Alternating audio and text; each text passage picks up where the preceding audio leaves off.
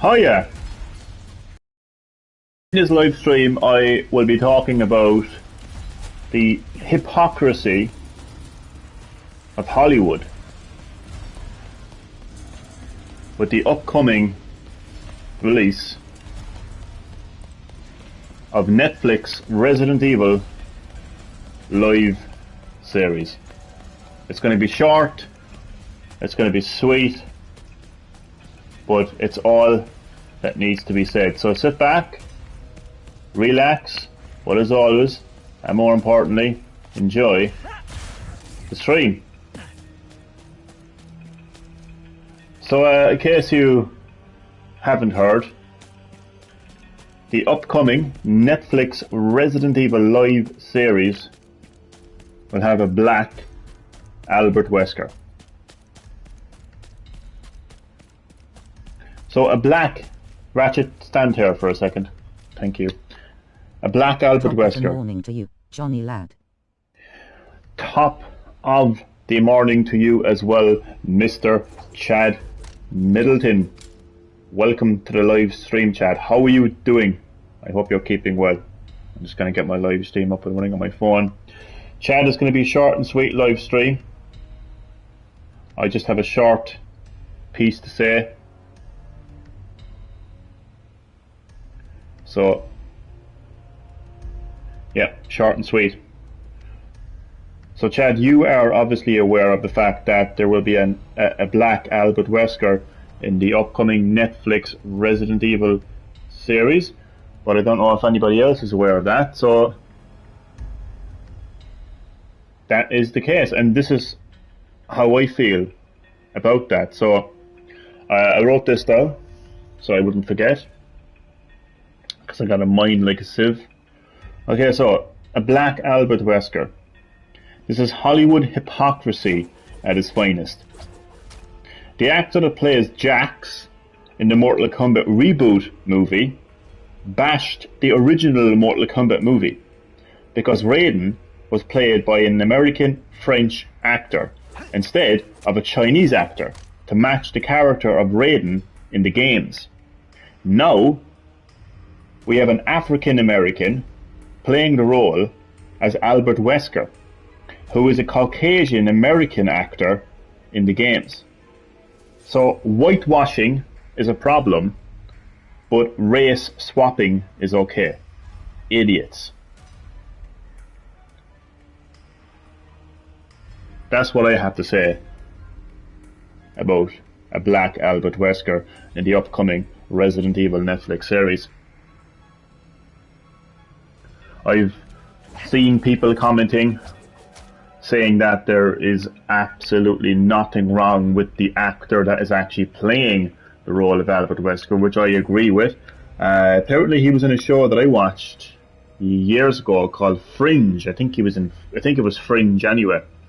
So I think I can remember him. And I agree with those people. There's nothing wrong with the actor. There's obviously nothing wrong with black actors being in movies. That's not the issue, and I think what I said, addresses my issue.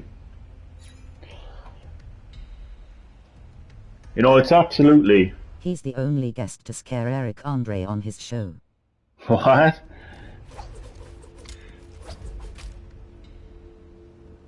He's the only guest to scare Eric Andre on his show.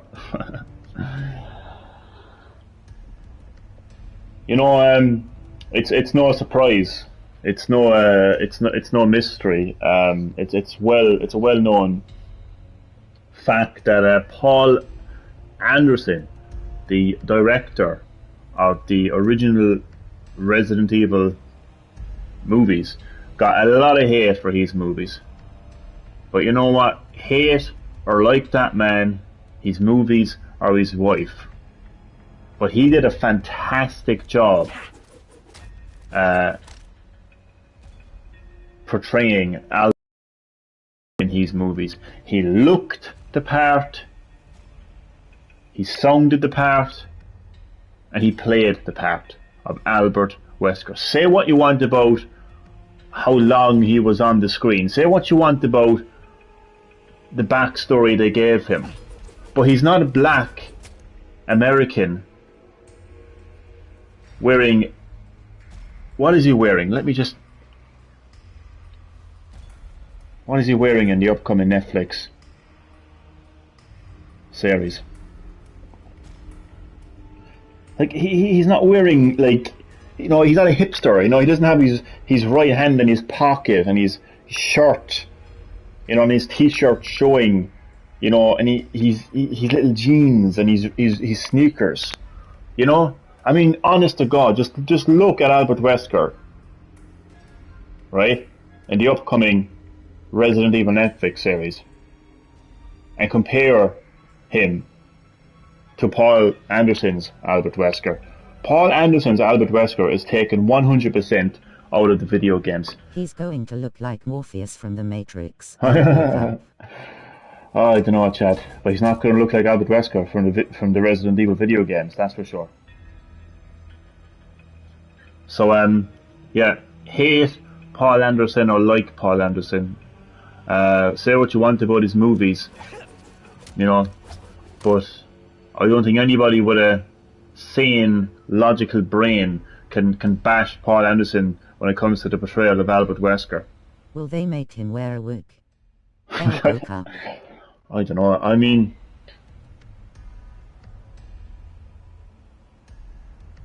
there must be some serious side effects to the T virus to completely swap a human's race.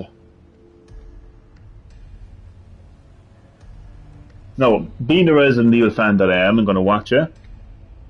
See, people misinterpret what I say sometimes. People think just because I bash something, it means I'm not going to watch it. I don't quite understand the logic behind that. I don't quite understand the mindset of people who say that. You know, you can bash something and watch something. You know, I'm a huge Resident Evil fan. I've played the entire mainline series. Of course I'm going to watch this live action series. I'm just sharing how I feel about the utter hypocrisy in Hollywood when it comes to the area of race. You know, I mean, Hollywood feel very strongly about whitewashing. You know, whitewashing wrong, but race swapping okay. I don't quite understand the logic and mindset behind that one. Why is it wrong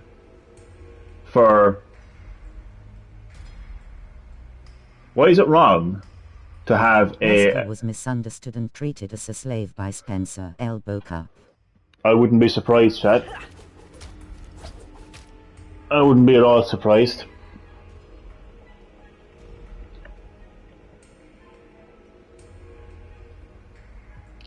Why is it that society gets outraged that a white voice actor portrays an African American doctor in The Simpsons, and everyone starts saying whitewashing, whitewashing, it's whitewashing, it's a Caucasian portraying the role of an African American, whitewashing, it's wrong. Oh, look at Hollywood movies, there's white actors everywhere, Come on, why is there a white actor portraying the role of a Hispanic, African, Asian? Come on, whitewashing, stop whitewashing, it's wrong, we have to change the world. Why is it that society get outraged when it comes to whitewashing, but we're supposed to sit back and accept that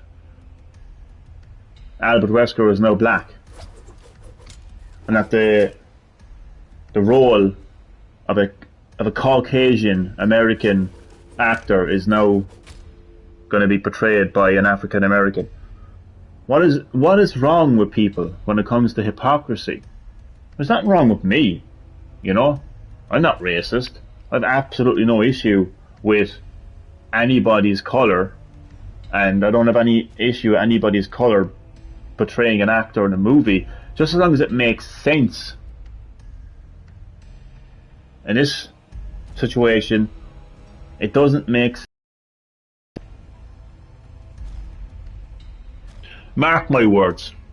Mark my words. After the release of this Resident Evil live-action Netflix series and the upcoming Resident Evil reboot movie, big screen movie, people are going to binge watch Paul Anderson as a form of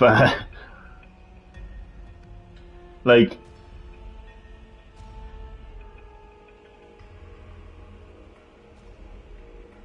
treatment. The Wesker daughters as a form of treatment.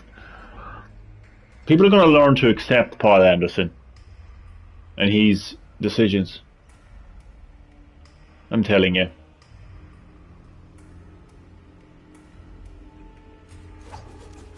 Again, just compare Paul Anderson's Albert Wesker to the Albert Wesker in the Netflix series. Now, Chad, I run the risk of repeating myself over and over again and being caught in a loop in this live stream, so I've nothing more to add to it. I feel like I've added my own personal touch to the situation. I'm sure you're going to come across like neo-Nazis, you know, on YouTube, who are just going to like focus on the fact that the actor's black and make the entire topic about that. I'm sure you're going to get just, you know, people who will just be idiots on YouTube about this. But I feel like I've added my own personal touch to the situation. And again, I've said my piece. Not much more to be added to it. So with that, Chad, I will end the live stream, and anybody watching, you know, this when it gets uploaded onto YouTube. So thank you for watching. It'll be fun to see how people react to this. I've been made aware already that it's not going down too well. It's not going down too. I don't think people are afraid anymore to say it as it is. Like, I don't think this is an issue with racism. There's no issue with racism. Well, you will get neo-Nazi racist idiots who will make it about race, but I think the majority of people who are frustrated by this situation, I don't think they're afraid to speak out anymore. They're not afraid to speak their mind. They're making a very valid point, like I am, and it's the fact that Albert Wesker is not black. It's as simple as that. Really, you know? So yeah, be fun to see now how this goes down. So that is the end of the live stream. Just wanted to make this live stream. Thank you for watching. I'll see you next time. I'll just tell you what I'm doing right now before I actually end the live stream, just to give you an insight what Johnny's up to right now. Well, Johnny is obsessing. Still Captain of Stars. The plot sounds confusing. Good Vince. Man, never mind about the plot, man. Just it's just Hollywood's hypocrisy that's confusing to me. Before I end the live stream, just let you know what I'm doing. I'm not gonna live stream me doing this, but I'm looking for that one bloody golden bolt. I don't know if it's available to me right now or if I have to wait until later. If I have to come back to this area later on in the game. I really don't know. It's really frustrating, to be honest with you. But that's what I'm doing right now anyway. So I will be returning. I don't know for sure. I might have an early night tonight, to be honest with you. I'm really tired. But if I am back, I'll be back. Also, Chad, before I go, I'm going to give you some breaking video game news. You got there before me. You got there before me. That's literally what I was going to say. That is literally what I was going to say. Chad, that is why you are my resident video game journalist, news reporter. Yeah, man, I'm hyped for that. Oh, believe me, I'm very hyped. I haven't shared anything onto Facebook about it yet, but I came across it. I was just so bloody focused on getting this golden ball. But once I get that golden ball, no, and turn off this game, it's going to sink in. But it's fantastic, that it's official. No more rumors. Official, brand new Mario Rabbids game coming out next year. Boom! I love it. Just want to talk a little bit about that, actually, just a tiny little bit. I actually think that the type of partnership that Ubisoft and Nintendo have when it comes to the Mario Rabbids series I think that is the way that every third party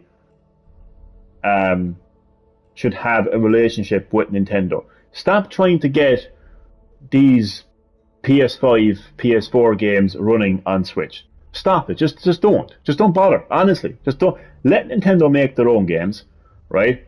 Let Nintendo make their own games and partner with Nintendo to make games like Mario and Rabbids. That's how I feel the situation should be. So stop trying to get Far Cry on Switch. Stop trying to get Call of Duty on Switch. Stop trying to get Witcher on Switch. Stop trying to get these really powerful, graphically demanding games on Switch that are going to have sacrifices made to them. Stop doing that and do what Ubisoft have done and partner with Nintendo. Like, if you're Sega, well, there's no issue with getting Sonic running on Switch, but what am I trying to say? Just, you know the way, like, Ubisoft have obviously, they're partnering with Nintendo, their rabbits are partnering with Nintendo's Mario characters. It's exclusive to the Switch, build ground up for it, you don't have to make any sacrifices, you know, there's no other version to compare it to. That is how you partner with Nintendo, in my opinion. You know, that's what I think. I'm just going to give an example of how what I'm trying to say would actually work.